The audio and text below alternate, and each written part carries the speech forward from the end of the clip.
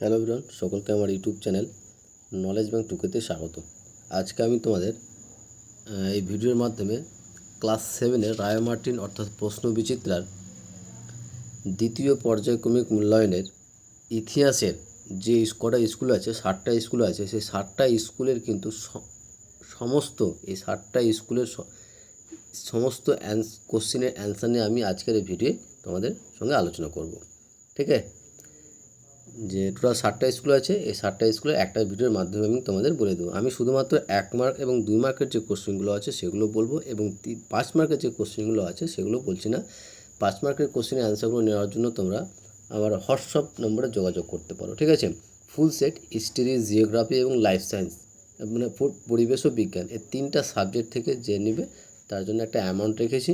সেই অ্যামাউন্টটা হচ্ছে প্রত্যেকটা সাবজেক্ট একটা সাবজেক্ট নিলে 35 রুপিস, এবং যে 3টা সাবজেক্ট যে একসঙ্গে নেবে তার জন্য 70 রুপিস। ঠিক আছে, পিডিএফটা কীরকম ভাবে থাকবে সেটা তোমরা এই ভিডিওর মাধ্যমে দেখতে পাবে। ইতিহাস, ভূগোল এবং পরিবেশ ও বিজ্ঞান টোটাল হচ্ছে 70 রুপিস। এই 70 রুপিস পে করে কিন্তু তোমরা পিডিএফগুলো নিতে পারো। ওকে, তো আজকে যেটা আলোচনা করবো সেটা হচ্ছে আজকে ইতিহাসের সমস্ত যতটা স্কুল আছে, টোটাল 7টা স্কুল আছে, 7টা স্কুলের কোশ্চেন আনসারগুলো নিয়ে আলোচনা করবো। তার আগে বলবো তোমাদের চ্যানেল নতুন থাকলে, আচ্ছা হোয়াটসঅ্যাপ নম্বরটা বলে দিই। আমার হোয়াটসঅ্যাপ নম্বর হচ্ছে যে 8145150357। ঠিক আছে, যে পিডিএফ নিতে ইচ্ছুক বা যে পিডিএফ নিতে চায় সে এই হোয়াটসঅ্যাপ নম্বরে মেসেজ করতে পারো। ঠিক আছে, ক্লাস 7-এর হিস্টোরি, জিওগ্রাফি এবং লাইফ সায়েন্স, পরিবেশ ও বিজ্ঞান। ঠিক আছে, এই 3টা থেকে টোটাল অ্যামাউন্ট হচ্ছে 70 রুপিস। ঠিক আছে, এবার যে একটা নেবে তার জন্য 35 রুপিস, প্রতিটা সাবজেক্টের জন্য 35 রুপিস, এবং 3টা একসঙ্গে নিলে তার জন্য 70 টাকা। ওকে, আশা করছি বুঝাতে পেরেছি। এবং তার সঙ্গে বলবো চ্যানেল নতুন থাকলে চ্যানেলটিকে সাবস্ক্রাইব করে এবং তার সাথে সাথে পাশে থাকা বেল আইকনটি ক্লিক করে নিও, যেন পরের ভিডিও দিলে তোমরা সেই ভিডিওটার নোটিফিকেশন সঙ্গে সঙ্গে পেয়ে যাও। ভালো লাগলে অবশ্যই বন্ধুদের সঙ্গে শেয়ার করবে এবং কমেন্ট করে জানাবে। ঠিক আছে, তো প্রথমে আমরা ইতিহাসে দ্বিতীয় পর্যায়ে কোনো মূল্যায়নের প্রথম যে স্কুলটা, 1 নম্বর যে স্কুল, সেটা হচ্ছে এসি ইনস্টিটিউশন মালদা। এই স্কুলের সমস্ত কোশ্চেন অ্যান্সার প্রথমে আলোচনা করব, তারপরে আমরা দ্বিতীয় স্কুলে আসবো। তো প্রথম স্কুলের ফার্স্ট বলেছে কি বলতো, যে সঠিক উত্তরটি বেছে নিয়ে লেখো। প্রথম কোশ্চেন বলেছে, দেখো, যে ইসলামীয় জগতের প্রধান শাসক ছিলেন। ইসলামীয় জগতের প্রধান শাসক ছিলেন সেটা হচ্ছে খলিফা। সঠিক যেটা অ্যান্সার সেটা হচ্ছে অপশান বি, খলিফা। নেক্সট কোশ্চেন, যে আমি প্রশ্ন এবং উত্তরে শুধু লিখেছি, যে মোহাম্মদ ঘুরির মৃত্যু হয়েছিল কত খ্রিস্টাব্দে? মোহাম্মদ ঘুরির মৃত্যু হয়েছিল 1206 খ্রিস্টাব্দে। সঠিক যেটা অ্যান্সার সেটা হচ্ছে অপশান ডি, 1206 খ্রিস্টাব্দে। মোহাম্মদ ঘুরির মৃত্যু হয়েছিল 1206 খ্রিস্টাব্দে। নেক্সট কোশ্চেন দেখো, নেক্সট কোশ্চেন আছে যে দিল্লির দরবারে সিজদা প্রথা চালু করেছিলেন। দিল্লির দরবারে সিজদা, ঠিক আছে, সিজদা প্রথা চালু করেছিলেন কে? তিনি হলেন বলবন। সঠিক অ্যান্সার সেটা হচ্ছে option B, Balban. Next question 4 নম্বর বলেছে যে আল রিহালা বিবরণটি লিখেছিলেন কে? সঠিক অ্যান্সার সেটা হচ্ছে ইবনে বতুতা। অ্যান্সার হচ্ছে অপশান ডি, ইবনে বতুতা। তারপরে নেক্সট কোশ্চেন দেখো, নেক্সট কোশ্চেন কী বলেছে, যে বাহমনি রাজ্যের প্রতিষ্ঠা করেছিলেন কে? বাহমনি রাজ্যের প্রতিষ্ঠা করেছিলেন কে? তিনি হলেন হাসান গঙ্গু। সঠিক অ্যান্সার হচ্ছে অপশান বি, কী বলতো, হাসান গঙ্গু। নেক্সট, ভারতবর্ষের প্রথম মোগল বাদশাহ ছিলেন কে? ভারতবর্ষের প্রথম মোগল বাদশাহ ছিলেন বাবর। সঠিক যেটা অ্যান্সার হচ্ছে অপশান এ, বাবর। ভারতবর্ষের প্রথম মোগল বাদশাহ ছিলেন বাবর। নেক্সট 7 নম্বর কোশ্চেন, যে বিলগ্রামের যুদ্ধ হয়েছিল কত খ্রিস্টাব্দে? বিলগ্রামের যুদ্ধ হয়েছিল 1540 খ্রিস্টাব্দে। সঠিক যেটা অ্যান্সার সেটা হচ্ছে 1540 খ্রিস্টাব্দে। অ্যান্সার হচ্ছে অপশান বি।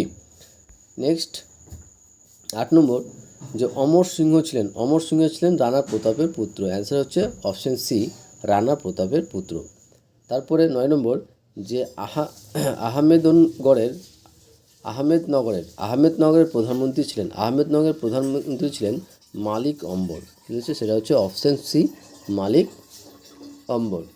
নেক্সট 10 নম্বর, যে উচ্চপদস্থ মনসবদারদের বলা হতো কি? সেটা হচ্ছে আমির। সঠিক অ্যান্সার হচ্ছে অপশান বি, আমির বলা হতো। ঠিক আছে, এই ছিল আমাদের সঠিক উত্তরটির বেছে নেওয়ার, অর্থাৎ এমসিকিউ কোশ্চেনের অ্যান্সার। এবার আসবো আমরা 2 দাগের কোশ্চেন। নিচের প্রশ্নগুলি উত্তর দাও 1 মার্কের। ঠিক আছে, নিচের প্রশ্নগুলির উত্তর দাও। তার আগে বলবো, চ্যানেল নতুন থাকলে চ্যানেলটিকে সাবস্ক্রাইব করে নিও এবং তার সাথে সাথে পাশে থাকা বেল আইকনটি ক্লিক করে নিও, যেন পরের ভিডিও দিলে তোমরা সেই ভিডিওটার নোটিফিকেশন সঙ্গে সঙ্গে পেয়ে যাও। ওকে, এবং ভালো লাগলে অবশ্যই বন্ধুদের সঙ্গে শেয়ার করবে এবং কমেন্ট করে জানাবে, ঠিক আছে। এবং তার সঙ্গে সঙ্গে বলবো যে ইতিহাসের যদি পুরো পিডিএফটা নিতে চাও, ইতিহাস, ভূগোল এবং সায়েন্স অর্থাৎ বিজ্ঞানের 3টা সাবজেক্টের পিডিএফ তোমার দ্বিতীয় পর্যায়ক্রমিক মূল্যায়নের প্রশ্নবিদ্যার 3টা সাবজেক্টে যদি পিডিএফ নিতে চাও, তাহলে তোমরা আমার এই হোয়াটসঅ্যাপ নম্বরে মেসেজ করবে, ঠিক আছে। হোয়াটসঅ্যাপ নম্বর হচ্ছে 8145150357, ঠিক আছে। এই 3টা সাবজেক্ট মিলে মোট মূল্য রেখেছি আমি 70 টাকা, ঠিক আছে। 70 টাকা পে করে তোমরা এই পিডিএফগুলো নিতে পারো। কীভাবে পে করবে সেটা আমি হোয়াটসঅ্যাপের মাধ্যমে তোমাদের বলে দেবো। ওকে, 2 দাগের কোশ্চেন দেখো। এবার কোশ্চেনে আসছি। 2 দাগের কোশ্চেন বলেছে যে নিচের প্রশ্নগুলির উত্তর দাও। ফার্স্ট কোশ্চেন বলেছে যে মালিক কাফুর কে ছিলেন? মালিক কাফুর কে ছিলেন? মালিক কাফুর ছিলেন সুলতান আলাউদ্দিন খলজির বিশ্বস্ত প্রধান সেনাপতি, যিনি দক্ষিণ ভারত অভিযানে নেতৃত্ব দিয়েছিলেন। মালিক কাফুর ছিলেন সুলতান আলাউদ্দিন খলজির বিশ্বস্ত প্রধান সেনাপতি, যিনি দক্ষিণ ভারত অভিযানের নেতৃত্ব দিয়েছিলেন। এবং পিডিএফটা কীরকম ভাবে থাকবে তোমরা দেখতে পাচ্ছ। এই ভিডিওর মাধ্যমে যেরকম পিডিএফটা দেখতে পাচ্ছ, সেই পিডিএফটা কিন্তু তোমরা পাবে, ঠিক আছে। তো নেক্সট কোশ্চেন দেখো। নেক্সট কোশ্চেন বলেছে যে সঙ্গম রাজবংশের শ্রেষ্ঠ শাসক কে ছিলেন? সঙ্গম রাজবংশের শ্রেষ্ঠ শাসক কে ছিলেন? বিজয়নগরের সঙ্গম রাজবংশের শ্রেষ্ঠ শাসক ছিলেন দ্বিতীয় দেবরায়। কী বলো তো? দ্বিতীয় দেবরায়। 3 নম্বর, বাংলায় ভক্তিবাদ প্রচার কে শুরু করেছিলেন? বাংলায় ভক্তিবাদ প্রচার কে শুরু করেছিলেন? শ্রী চৈতন্যদেব বাংলায় ভক্তিবাদ প্রচার শুরু করেছিলেন। তারপরে নেক্সট 4 নম্বর বলছে খানোয়ার যুদ্ধ কাদের মধ্যে হয়েছিল? খানোয়ার যুদ্ধ কাদের মধ্যে হয়েছিল? খানোয়ার যুদ্ধ 1527 খ্রিস্টাব্দে মোগল বাদশাহ বাবর এবং মেবারের রাজপুত রানা সংগ্রাম সিংহের মধ্যে হয়েছিল।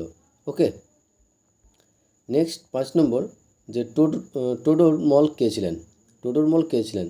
টোডরমল ছিলেন মোগল সম্রাট আকবরের বিখ্যাত রাজস্ব মন্ত্রী, ঠিক আছে, দেওয়ানি আশরাফ।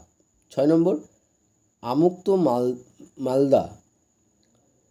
মালদা গ্রন্থের লেখক কে ছিলেন? অ্যান্সার হবে বিজয়নগর সাম্রাজ্যের তুলুপ বংশের শ্রেষ্ঠ রাজা কৃষ্ণদেব রায়। নেক্সট 7 নম্বর যে শাহজাহানাবাদ শহরটি কে তৈরি করেছিলেন? মোগল সম্রাট শাহজাহান 1339 খ্রিস্টাব্দে এই শহরটি তৈরি করেছিলেন। 8 নম্বর কোশ্চেন, কার সময়ে আগ্রা শহরের বিকাশ শুরু হয়েছিল? কার সময়ে আগ্রা শহরের বিকাশ শুরু হয়েছিল? সঠিক অ্যান্সার হবে লোদি বংশের সুলতান সিকান্দার লোদির সময়ে 1504 খ্রিস্টাব্দে আগ্রা শহরের পত্তন ও বিকাশ শুরু হয়েছিল। পরবর্তীতে যদিও মোগল আমলে এর পূর্ণ বিকাশ ঘটে। নেক্সট কোশ্চেন দেখো যে টমাস রো কে ছিলেন?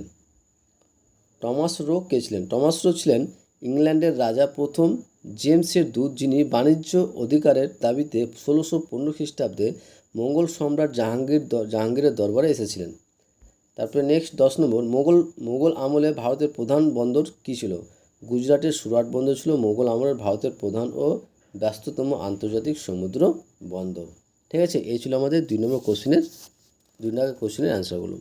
এবার আসছি আমরা 3 দাগের কোশ্চেন অ্যান্সারগুলো। আর 3 দাগের কোশ্চেন অ্যান্সারগুলো বলার আগে তোমাদের বলবো, চ্যানেল নতুন থাকলে চ্যানেলটিকে সাবস্ক্রাইব করে নিও এবং তার সাথে সাথে পাশে থাকা বেল আইকনটি ক্লিক করে নিও, যেন পরের ভিডিও দিলে তোমরা সেই ভিডিওটার নোটিফিকেশন সঙ্গে সঙ্গে পেয়ে যাও।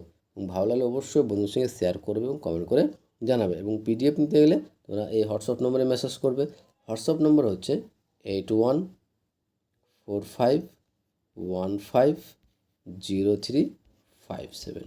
ওকে, পিডিএফ নেওয়ার জন্য যাদের পিডিএফ নেওয়ার ইচ্ছা তারা এই নম্বরে মেসেজ করতে পারো। ওকে, তো 3 কোশ্চেন বলেছে নিচের প্রশ্নগুলির উত্তর দাও। ফার্স্ট কোশ্চেন বলেছে যে ঘর গড়ার যুদ্ধ কবে এবং কাদের মধ্যে হয়েছিল? ঘর গড়ার যুদ্ধ কবে এবং কাদের মধ্যে হয়েছিল? যে 1529 খ্রিস্টাব্দে ঘর গড়ার যুদ্ধ সংঘটিত হয়। কত খ্রিস্টাব্দে? 1529 খ্রিস্টাব্দে ঘর গড়ার যুদ্ধ সংঘটিত হয়। কাদের মধ্যে হয়েছিল? এই যুদ্ধ মোগল বাদশাহ বাবর এবং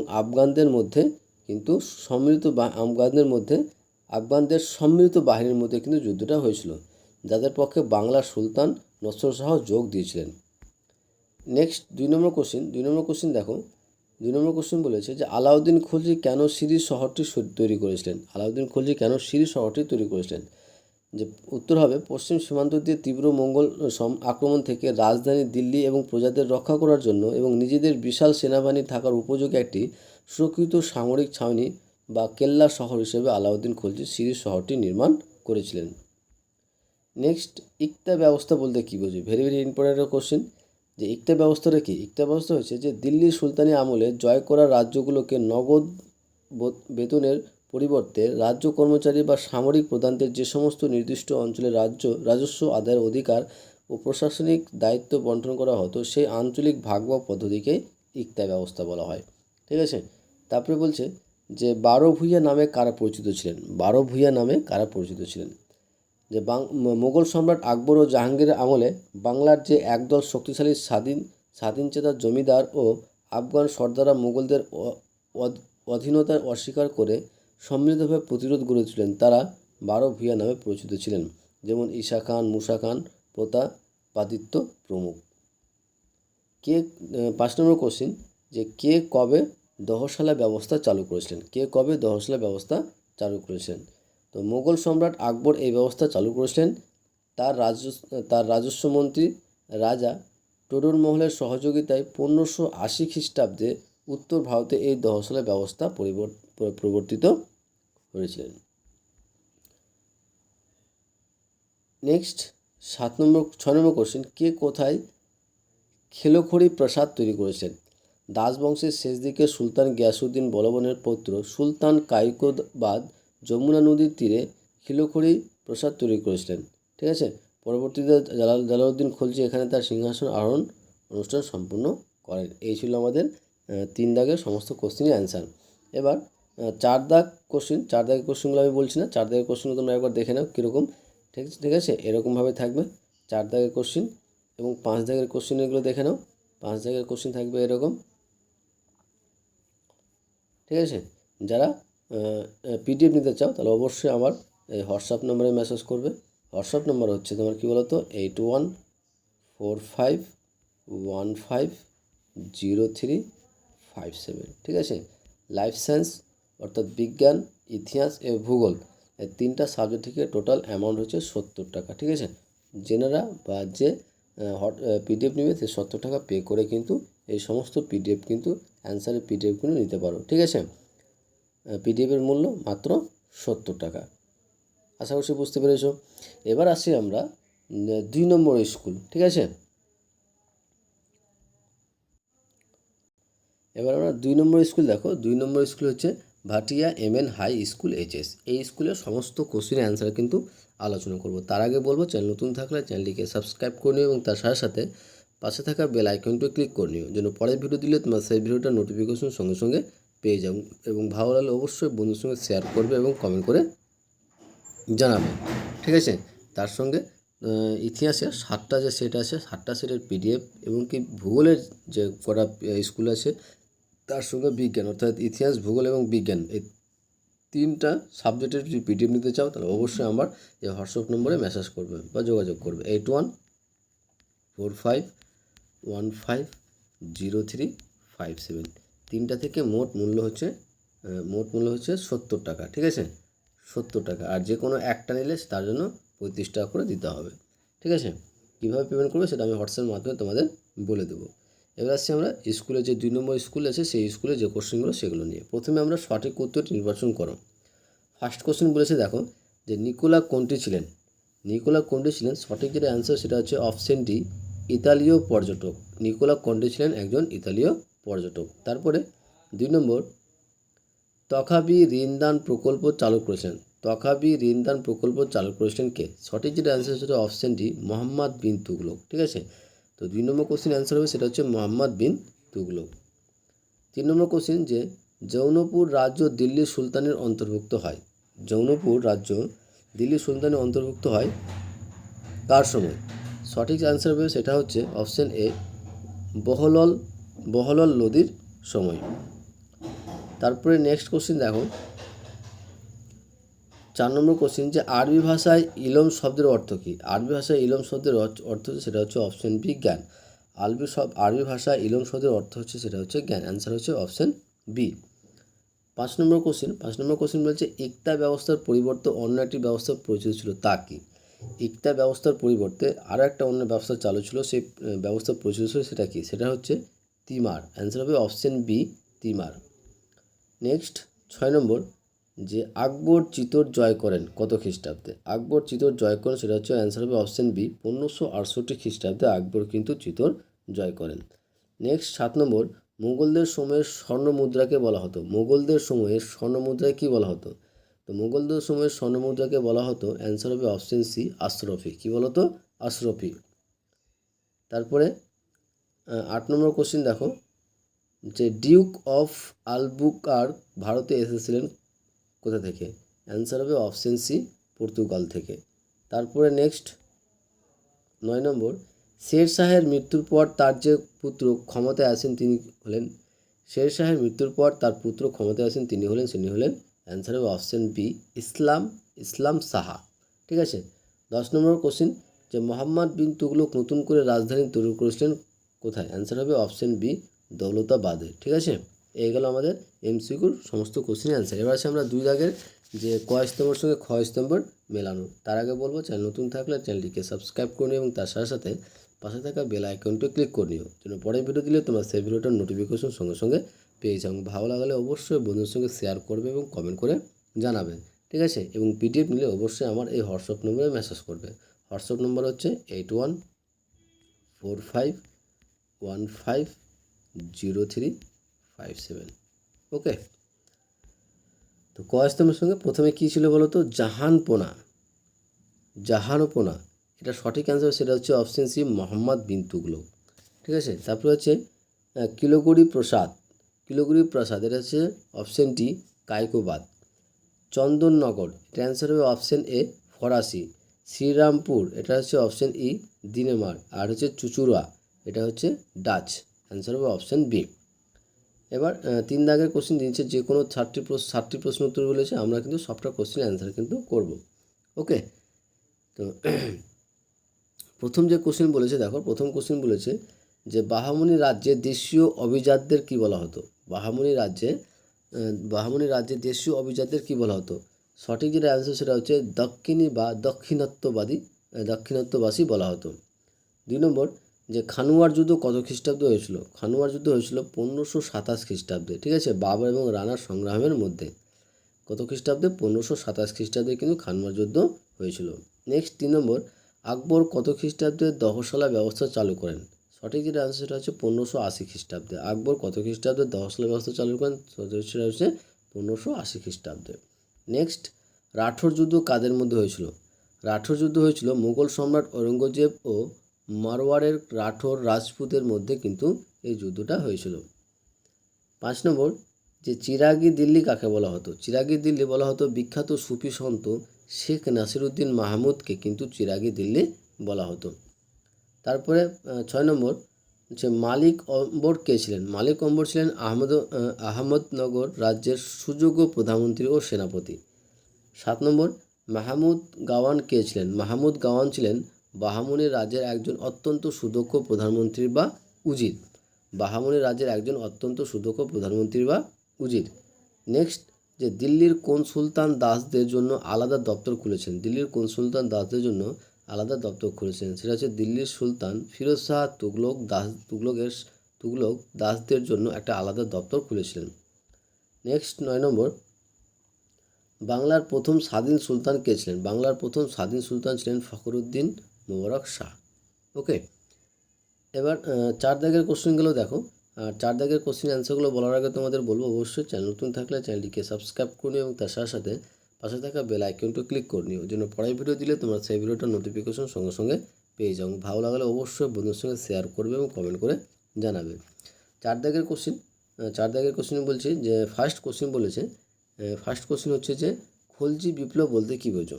খলজি বিপ্লব হচ্ছে 1290 খ্রিস্টাব্দে জালালউদ্দিন খলজি ইলবাড়ি তুর্কি বংশের শেষ সুলতান কায়ুমার্সকে হত্যা করে দিল্লির সিংহাসনে বসেন। এর ফলে দিল্লিতে তুর্কি অভিজাতদের একচেটিয়া ক্ষমতায় অবসান ঘটে এবং খলজিদের ক্ষমতা প্রতিষ্ঠিত হয়। এই ঘটনাটা বা ঘটনাকে ইতিহাসে খলজি বিপ্লব বলা হয়। নেক্সট, পানিপথের প্রথম যুদ্ধ কবে এবং কাদের মধ্যে হয়েছিল? পানিপথের প্রথম যুদ্ধ 1526 খ্রিস্টাব্দে মোগল সম্রাট বাবর এবং দিল্লির সুলতান ইব্রাহিম লোদির মধ্যে পানিপথের প্রথম যুদ্ধ হয়েছিল। কত খ্রিস্টাব্দে? 1526 খ্রিস্টাব্দে। নেক্সট কোশ্চিন, যে তুরস্ক দণ্ড বলতে কী বোঝো? তুরস্ক দণ্ড হচ্ছে যে গাহরবাল রাজাদের লেখমালায় তুরস্ক দণ্ড নামক করে উল্লেখ করে পাওয়া যায়। তুর্কি আক্রমণে প্রতিহত করার সামরিক ব্যয় মেটানোর জন্য প্রজাদের কাছ থেকে এই বিশেষ কর আদায় করা হতো। তারপরে বলেছে দিন-ই ইলাহি কি? ভেরি ভেরি ইম্পর্ট্যান্ট একটা কোশ্চিন।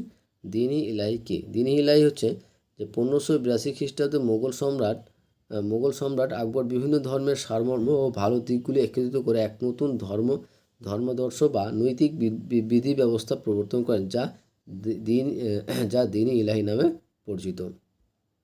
5 নম্বর, চাঁদনি চক নামকরণ হয়েছিল কেন? চাঁদনি চক শাহজাহানবাদের প্রধান বাজার ছিল এটি। এখানে একটি সুন্দর জলাশয় ছিল রাতে, যেখানে চাঁদের আলো প্রতিফলিত হতো বলে জায়গাটি খুব সুন্দর দেখাতো। সেই থেকে এই বাজারের নাম হয় চাঁদনি চক। 6 নম্বর, যে শরাব কাদের বলা হতো? শরাব হচ্ছে যে মধ্যযুগে ভারতে যারা মুদ্রা বিনিময়, ধাতুর বিশুদ্ধতা পরীক্ষা, ঋণ দান ও হুঁড়ি ভাঙানোর ব্যবস্থা করতো, তাদের শরাবও বলা হতো। এরা অনেকটা বর্তমানে ব্যাংকের মতো কাজ করত। নেক্সট, 7 নম্বর, কারা রাজিয়ার সমর্থক ও কারা তার বিরোধী ছিল? দিল্লির সাধারণ মানুষ ও সেনাবাহিনীর একাংশ রাজিয়ার সমর্থক ছিলেন। অন্যদিকে গোঁড়া উলেমা গোষ্ঠী এবং 40 চক্র এর তুর্কি অভিযাত্রা তার ঘোর বিরোধী ছিলেন।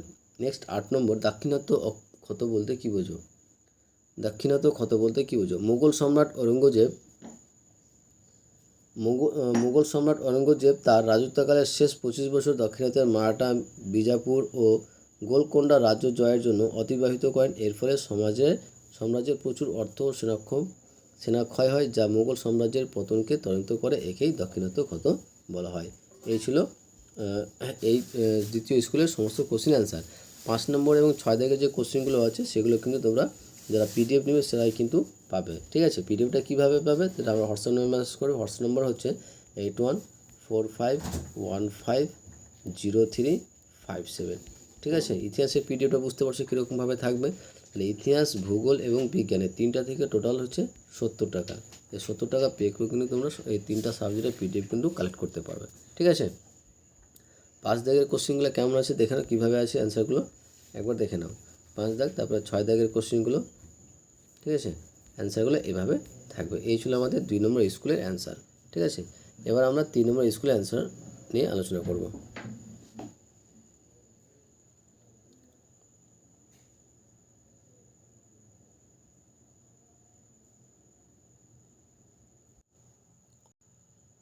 তিন নম্বর স্কুলের অ্যান্সারগুলো বলার আগে তোমাদের বলবো, চ্যানেল নতুন থাকলে চ্যানেলটিকে সাবস্ক্রাইব করে নিও এবং তার সাথে সাথে পাশে থাকা বেল আইকনটা ক্লিক করে নিও, যেন পরের ভিডিও দিলে তোমরা সেই ভিডিওটার নোটিফিকেশন সঙ্গে সঙ্গে পেয়ে যাও। ভালো লাগলে অবশ্যই বন্ধুর সঙ্গে শেয়ার করবে এবং কমেন্ট করে জানাবে। ঠিক আছে, তাহলে শুরু করা যাক অ্যান্সারগুলো নিয়ে। প্রথমে আমরা যে সঠিক উত্তরটি বেছে লেখো এই কোশ্চেনগুলো আলোচনা করবো প্রথমে। তো ফার্স্ট যে প্রথম কোশ্চেন বলেছে যে মোহাম্মদ ঘুরি মারা গেলে তার বিযোজিত অঞ্চলগুলি ভাগ হয়ে যায়। সেটা অ্যান্সার হবে, সেটা হচ্ছে 4 জন অনুচরের মধ্যে। সঠিক অ্যান্সার হবে অপশন সি, 4 জন অনুচরের মধ্যে। নেক্সট, যে কৃষ্ণদেব রায় রচিত গ্রন্থটি লেখা কার? সঠিক অ্যান্সার হচ্ছে অপশন সি, তেলুগু ভাষায়। ঠিক আছে, গ্রন্থটি তেলুগু ভাষায় লেখা। নেক্সট 3 নম্বর বলছে যে নিজামুদ্দিন আউলিয়া ছিলেন একজন সুফি সাধক। সঠিক অ্যান্সার হবে অপশন ডি, সুফি সাধক। নিজামুদ্দিন আউলিয়া ছিলেন একজন সুফি সাধক।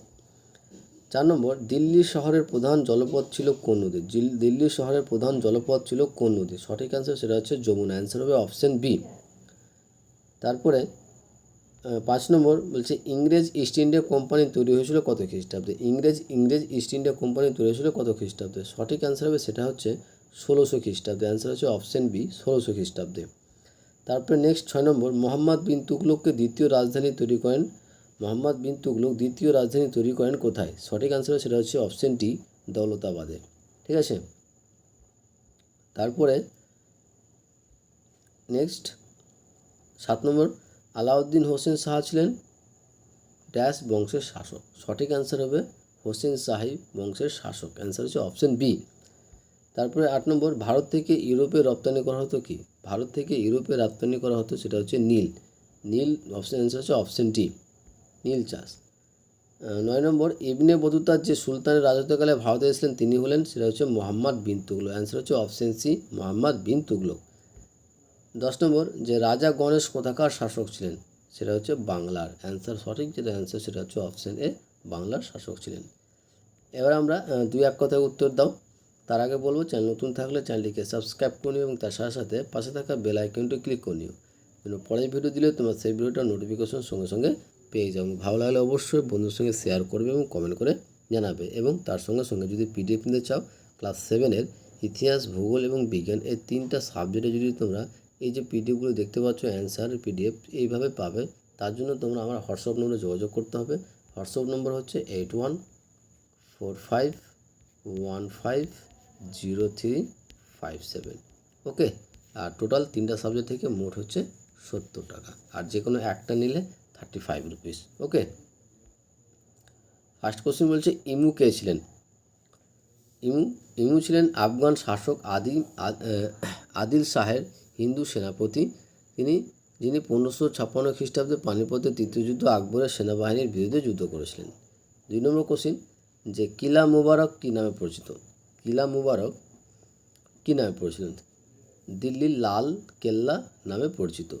2 নম্বর, পানিপথের প্রথম যুদ্ধ কবে হয়? পানিপথের প্রথম যুদ্ধ 1526 খ্রিস্টাব্দে হয়। নেক্সট, দিন-ই ইলাহির প্রবর্তক কে ছিলেন? দিন-ই ইলাহির প্রবর্তক মোগল সম্রাট আকবর। 5 নম্বর, যে আকবরের আমলে একজন বিখ্যাত ঐতিহাসিকের নাম লেখো। আকবরের আমলে একজন বিখ্যাত ঐতিহাসিকের নাম, সেটা হচ্ছে আবুল ফজল। ঠিক আছে, সঠিক আনসার হচ্ছে এটা আবুল ফজল।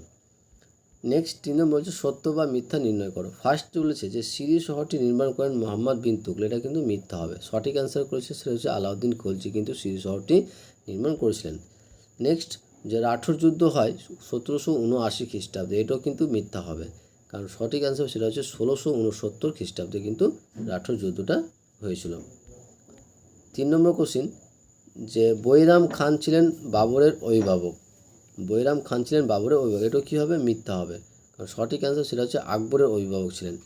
নেক্সট, যে বাবর মাত্র 12 বছর বয়সে ফরগনার প্রদেশের শাসনভার পান, এটা কিন্তু কী হবে? সত্য হবে। তারপরে নেক্সট 5 নম্বর, যে সঙ্গম বংশের শ্রেষ্ঠ রাজা ছিলেন দ্বিতীয় দেবরায়, এটাও কী হবে? সত্য হবে। ঠিক আছে। এবার 4 দাগের কোশ্চেনগুলো দেখো। 4 দাগের কোশ্চেন হচ্ছে 2-3টি বাক্যে নিচে যে কোনো 4টি প্রশ্ন উত্তর দাও। আমরা কিন্তু যে কটা দেওয়া আছে সবটাই অ্যান্সার কিন্তু জানবো। প্রথম কোশ্চেন বলেছে, কবুলিয়ত বা পাট্টা কী? কবুলিয়ত বা পাট্টা হচ্ছে আফগান শাসক শের শাহ কৃষকদের জমির অধিকার ও শর্তাবলী উল্লেখ করে যে দলিল দিতেন তাকে কিন্তু পাট্টা বলা হতো। আর অন্যদিকে কৃষকরা নির্দিষ্ট রাজস্ব দেওয়ার কথা স্বীকার করে সরকারকে যে চুক্তিপত্র লিখে দিত তাকে কবুলিয়ত বলা হতো। নেক্সট, দহসলাই ব্যবস্থা কে কবে চালু করেন? মুঘল সম্রাট আকবর 1580 খ্রিস্টাব্দে কিন্তু দহসলাই ব্যবস্থা চালু করেন। 3 নম্বর, বিজয়নগর রাজ্যটি কারা কোথায় প্রতিষ্ঠা করেন? বিজয়নগর রাজ্যটি 1336 খ্রিস্টাব্দে হরিহর ও বুক্ক নামক দুই ভাই দক্ষিণ ভারতের তুঙ্গভদ্রা নদীর তীরে কিন্তু এই নগর রাজ্যটি প্রতিষ্ঠা করেন। নেক্সট 4 নম্বর, যে খানুয়ার যুদ্ধ কেন ধর্মীয় যুদ্ধ ছিল না? বাবর খানুয়ার যুদ্ধকে 1527 খ্রিস্টাব্দে জিহাদ বা ধর্মযুদ্ধ বলে প্রচার করলেও আসলে অনেক মুসলিম সেনাপতি রাণা সংগ্রাম সিংয়ের পক্ষে এবং অনেক হিন্দু রাজপুত বাবরের পক্ষে লড়াই করেছিলেন। এটি ছিল মূলত উত্তর ভারতে রাজনৈতিক আধিপত্য বিস্তারের লড়াই, তাই এটি ধর্মীয় যুদ্ধ ছিল না। নেক্সট 5 নম্বর, যে সিজদা ও পাইবস কি? দিল্লির অ্যান্সার হবে দিল্লির সুলতান গিয়াসউদ্দিন বলবান রাজ দরবারে এই প্রথা চালু করেন। সিজদা কথার অর্থ হলো সুলতানের সামনে হাঁটু গেড়ে মাথা নত করে প্রণাম করা, এবং পাইবস কথার অর্থ হলো সুলতানের পদযুগল চুম্বন করা। নেক্সট 6 নম্বর, যে 12 ভূঁইয়া কাদের বলা হয়? 12 ভূঁইয়া হচ্ছে আকবর ও জাহাঙ্গীরের আমলে বাংলার বেশ কয়েকজন স্বাধীন ও শক্তিশালী জমিদার মুঘল আধিপত্য মেনে নেননি এবং স্বাধীনতা রক্ষার জন্য লড়াই করেছিলেন। এই জমিদারদের একত্রে 12 ভূঁইয়া বলা হতো। ঠিক আছে। তারপরে 7 নম্বর, যে মধ্যযুগের দিল্লির ভৌগোলিক অবস্থান লেখো। মধ্যযুগের দিল্লি শহরটি আবল্লী পর্বতের একটি শৈলশিরার ওপর এবং যমুনা নদীর তীরে অবস্থিত ছিল। এর ফলে দিল্লি প্রাকৃতিকভাবে সুরক্ষিত ছিল এবং যমুনা নদীর পথে যাতায়াত ও জলের সুবিধা পাওয়া যেত। এই ছিল 3 নম্বর স্কুলের সমস্ত কোশ্চেনের অ্যান্সার।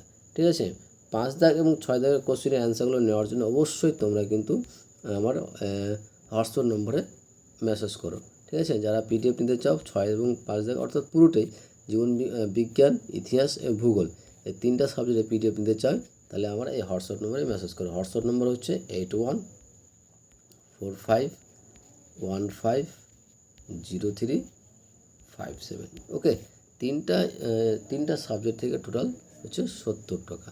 কীভাবে পে করবে আমি কিন্তু হোয়াটসঅ্যাপের মাধ্যমে তোমাদের সেটা বলে দেব। ওকে, আশা করছি বুঝতে পেরেছো। আজকের ভিডিও এখান থেকে কমপ্লিট করছি। 1 থেকে 3টা সেট কমপ্লিট হলো। নেক্সট ভিডিও কিন্তু আমরা যে আর 4টা সেট বাকি আছে সেই 4টা সেটে কিন্তু পিডিএফ কিন্তু পুরোপুরি কিন্তু আমরা কিন্তু কমপ্লিট করে নেব। ঠিক আছে, তো শেষে তোমাদের বলবো অবশ্যই চ্যানেল নতুন থাকলে চ্যানেলটিকে সাবস্ক্রাইব করে নিও এবং তার সাথে সাথে পাশে থাকা বেল আইকনটা ক্লিক করে নিও, যেন পরের ভিডিও দিলে তোমরা সেই ভিডিওটা নোটিফিকেশন সঙ্গে সঙ্গে পেয়ে যাও। ভালো লাগলে অবশ্যই বন্ধুদের সঙ্গে শেয়ার করবে এবং কমেন্ট করে জানাবে। ওকে, থ্যাংক ইউ ভিডিওটা দেখার জন্য।